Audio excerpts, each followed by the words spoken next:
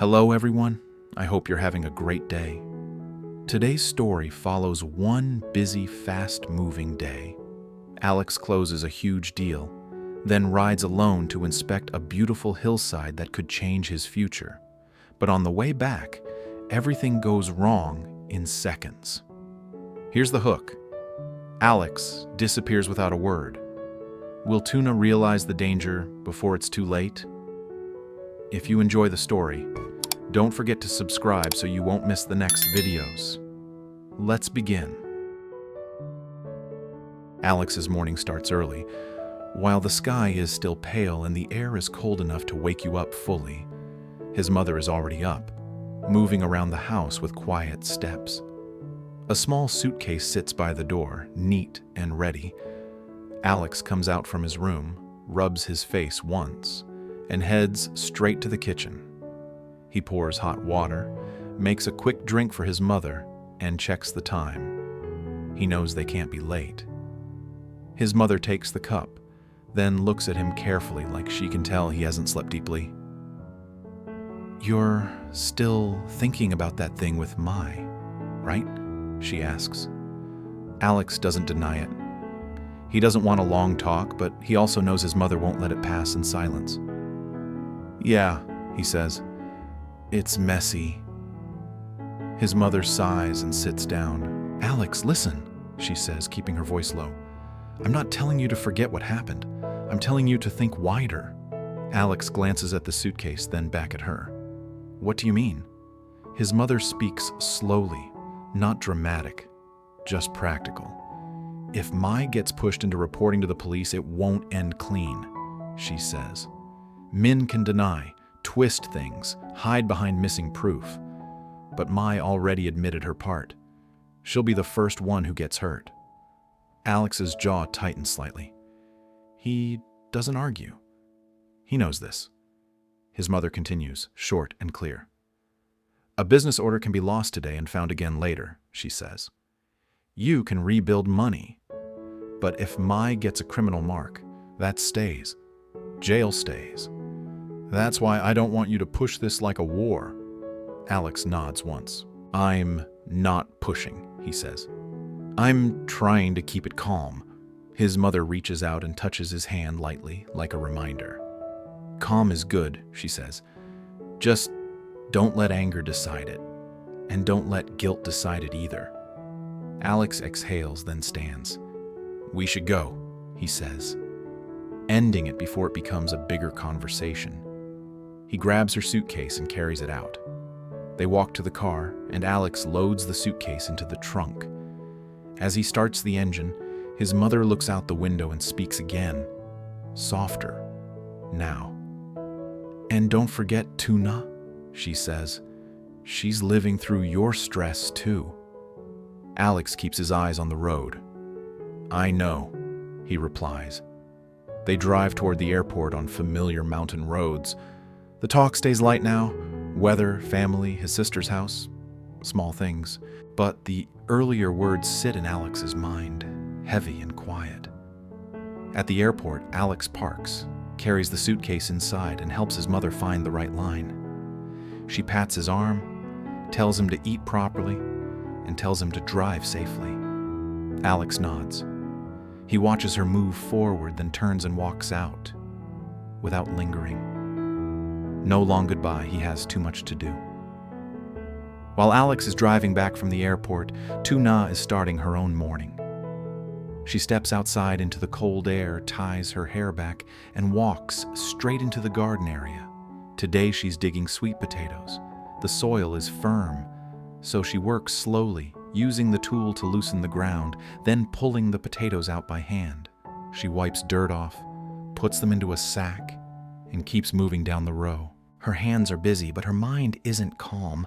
The last few days have been strange. Mai's name keeps floating around their lives like smoke you can't hold. Min's name feels even worse. Quiet, slippery, like someone who never gets caught directly.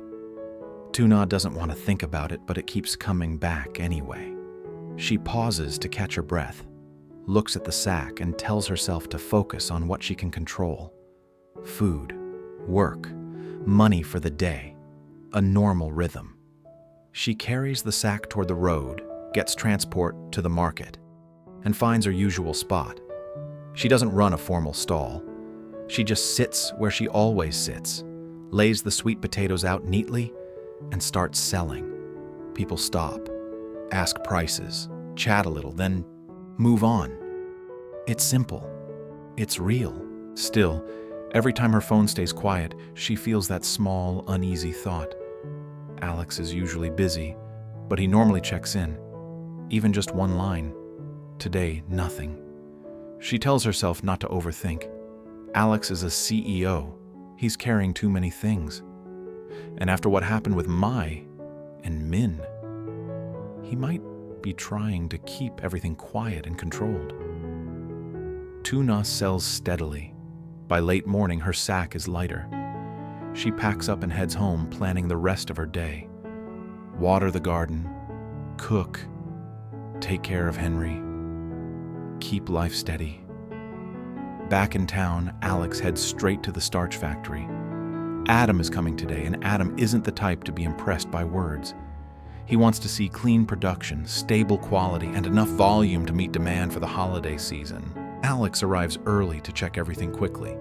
He walks through storage, checks stacking, checks the dryness and packaging, asks the team a few questions, then makes a couple of small corrections on the spot.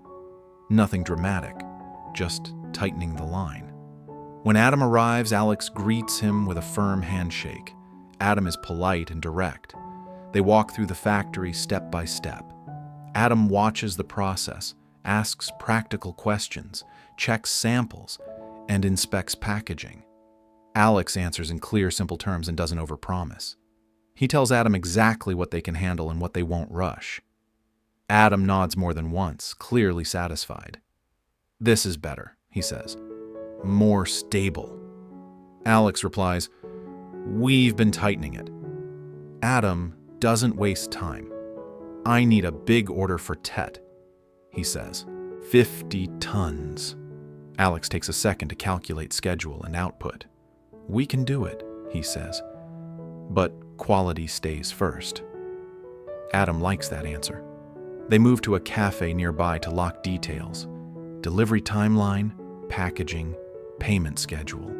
It stays simple and business only. Then Adam takes out his phone.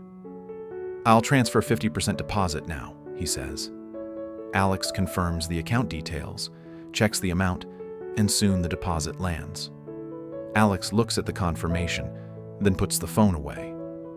He doesn't celebrate, but the relief is real. This order matters. They shake hands to end the meeting. Adam smiles, satisfied. "If this goes smooth," Adam says, "we work long term." Alex nods. "No, long term." Adam leaves, and Alex steps out of the cafe with the deposit in his account and a packed schedule ahead, thinking he's handled the biggest task of the day, not knowing how quickly the rest of the day is about to fall apart. Alex leaves the cafe with Adam's deposit confirmed and a clear promise of long-term cooperation. He doesn't slow down to enjoy it. The day is still full, and he wants to handle one more thing properly while there's time. He switches to his motorbike and rides out alone toward the hill area Mr. Duke mentioned. He doesn't meet Mr. Duke first. Alex prefers to see things with his own eyes before any table talk. Land and raw material are too important to judge through someone else's words. The farther he goes, the quieter the roads become. Signal fades in and out. The air cools as he climbs. When he reaches the area, he parks near a rough path and walks in, scanning everything like he's reading a report written in soil and leaves. The hill is better than he expected. Rows of trees stretch across the slope in clean lines. The spacing is even. The growth looks healthy and controlled, not patchy, not random. Alex walks a full loop around the area, checking what matters, how steep the slope is, where rainwater would run, where the ground might soften, and how trucks could approach. The access path is narrow in places, but not impossible. The edges of the hill stay tidy. Whoever manages this land has been serious. Alex stops at a higher point and looks over the rows again. For a raw material source, this place is strong. It could feed production without constant surprises. Only then does he pull out his phone and call Mr. Duck. Mr. Duke answers quickly. Alex keeps it short and professional. "I've already surveyed the hill," he says. "Let's meet at the cafe at 11 to talk terms." Mr. Duke pauses, then agrees. 11, he says. Alex ends the call, checks the time, and starts riding back. The return route is mostly downhill with long curves. Alex keeps his speed steady.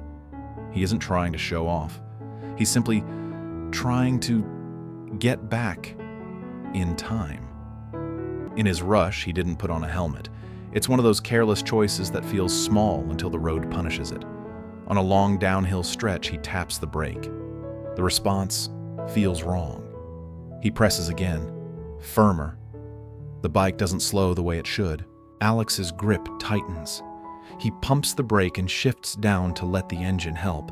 The curve ahead is coming fast, and the slope is pulling him forward harder than he wants.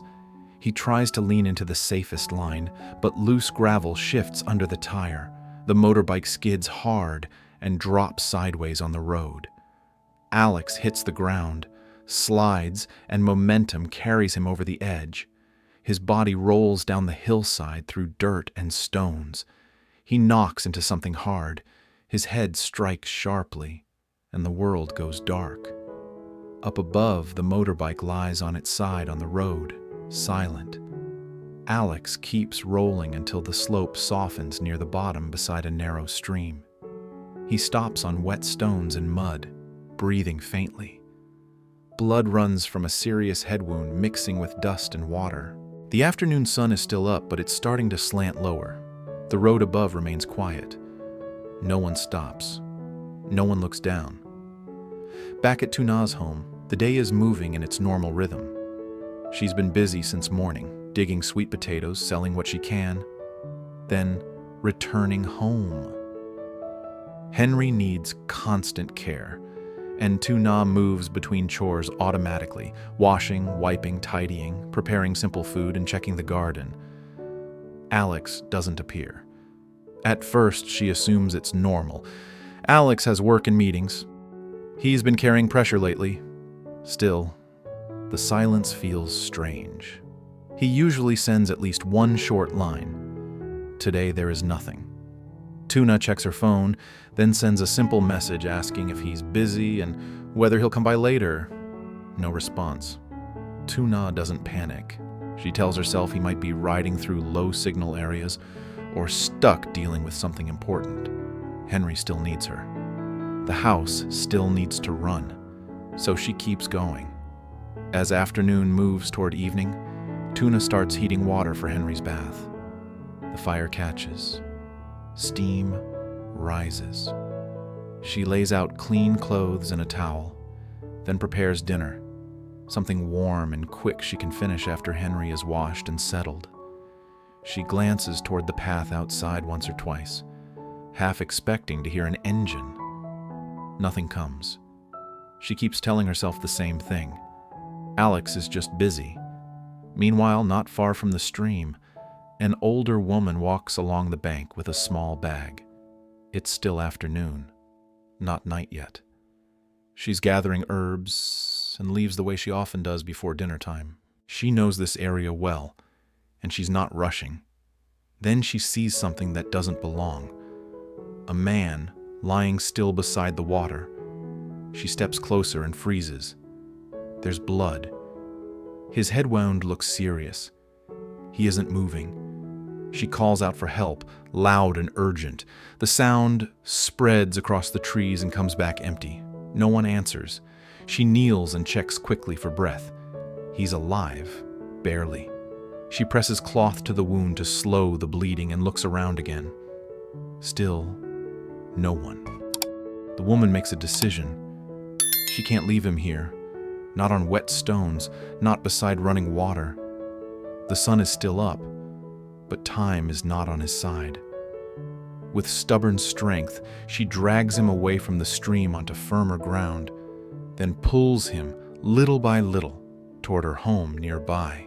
It's a simple wooden house, not far from the bank, with a small yard and a bit of garden out front. She stops to breathe, then pulls again.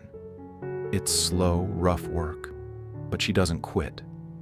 When she finally gets him into her yard, she calls out again for help, hoping a neighbor might hear this time. The afternoon remains quiet. No one comes. So she pulls him inside. She lays him on a dry mat, lights a small fire, and boils water. She cleans the wound as best as she can, wipes away blood, and wraps a tighter bandage around his head. Then, she crushes herbs and prepares a bitter medicinal drink, the kind people in the mountains trust when there's no clinic nearby. She lifts his head slightly and tries to get a little liquid into his mouth. She taps his cheek and calls to him, firm and direct. "Wake up," she says. "Don't sleep like that." Alex doesn't wake. His face stays pale. His breathing remains faint. The woman keeps working, rechecking the bandage, wiping his face, keeping him warm near the fire, watching the light outside her wooden house slowly fade as the afternoon turns toward evening. And miles away, Tuna continues her routine, bathing Henry and preparing dinner, still believing Alex is simply busy and will explain later. The day ends with two separate realities. Tuna preparing an ordinary evening at home, and Alex lying unconscious in a stranger's wooden house near a stream. And the question stays open. Will Alex regain consciousness before his absence becomes a disaster? And when will Tuna realize he never made it back? Sau khi nhận được một đơn đặt hàng tinh bột lớn và một khoản tiền đặt cọc từ Adam, Alex một mình đi kiểm tra một trang trại trồng cây trên sườn đồi huyện triển vọng. Những cây cối trông thật hoàn hảo, hàng tắc tắp, sinh trưởng khỏe mạnh và tiềm năng đúng về nguồn tài nguyên. Vì vậy, Alex gọi cho ông Đức và lên lịch gặp mặt tại quán cà phê lúc 11 giờ. Trên đường về, xe máy của anh trượt trên sỏi đá, ngã xuống đường và Alex đã lăn xuống dốc ở khu vực ven suối, bị chấn thương đầu nghiêm trọng và bất tỉnh. Trong khi đó, Tuna vẫn tiếp tục công việc thường nhật của mình, chăm sóc Henry, chuẩn bị nước tắm cho cậu bé và nấu bữa tối, cho rằng Alex chỉ đang bận khi anh không thể trả lời. Buổi chiều, một người phụ nữ lớn tuổi đang hái thảo dược bên suối thì phát hiện Alex đang bất tỉnh, kéo anh về căn nhà gỗ đơn sơ của mình và khẩn trương sơ cứu vết thương cho anh bằng thuốc thảo dược, cố gắng đánh thức anh dậy. Ngày kết thúc với một câu hỏi căng thẳng: liệu Alex có tỉnh lại kịp thời không, và khi nào Tuna mới nhận ra anh đã không về nhà.